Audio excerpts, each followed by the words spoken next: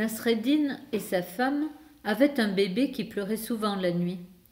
La mère passait son temps assise à côté de l'enfant, à le bercer pour le calmer et l'endormir. Un soir, épuisée, elle dit à son mari « Lève-toi et berce un peu l'enfant.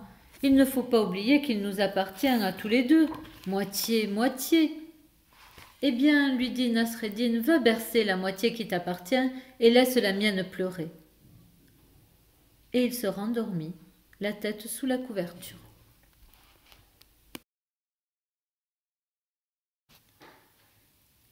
À l'époque où les ponts étaient encore rares sur le fleuve, Nasreddin travaillait comme passeur. Avec sa petite barque, il faisait traverser les gens d'une rive à l'autre contre quelques misérables piécettes.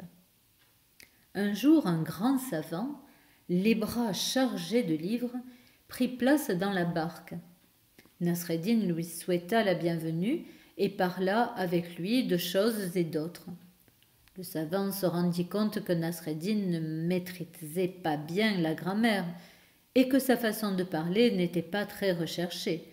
Il lui demanda « Mon ami, n'es-tu jamais allé à l'école ?»« Non, lui répondit timidement Nasreddin en continuant de ramer. Alors, mon ami, sache que tu as perdu la moitié de ta vie. Nasreddin fut vexé, mais garda le silence. Lorsque la barque fut parvenue au milieu du fleuve, un courant rapide la renversa, et les deux hommes se retrouvèrent à l'eau, assez loin l'un de l'autre.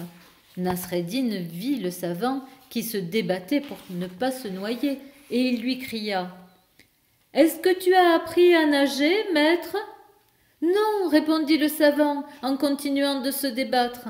« Alors, mon ami, tu as perdu ta vie tout entière. »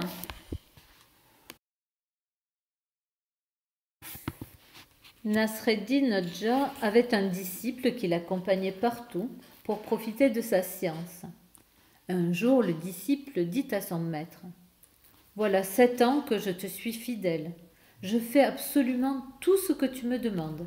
Et pourtant, tu n'as jamais daigné me confier le moindre secret. »« Parce que tu n'es pas encore assez mûr pour garder un secret, » lui répondit Nasreddin. « Si tu me donnes un secret, je jure que je saurai le garder. »« Bien, ce soir tu auras ton secret. » Le soir, Nasreddin donna à son disciple une petite boîte en bois en lui disant « Fais bien attention, le secret est dans la boîte, garde-le bien. » Le disciple attendit sagement le départ de son maître, puis se précipita dans sa chambre et ouvrit la boîte. Une petite souris s'en échappa et s'enfuit se cacher dans un coin du grenier. Le lendemain, le disciple, furieux, dit à Nasreddin « Maître, tu t'es moqué de moi. Je t'avais demandé un secret et toi, que m'as-tu donné? Une souris. » « Je t'ai donné une souris et tu n'as pas su la garder. Comment veux-tu que je te confie un secret ?»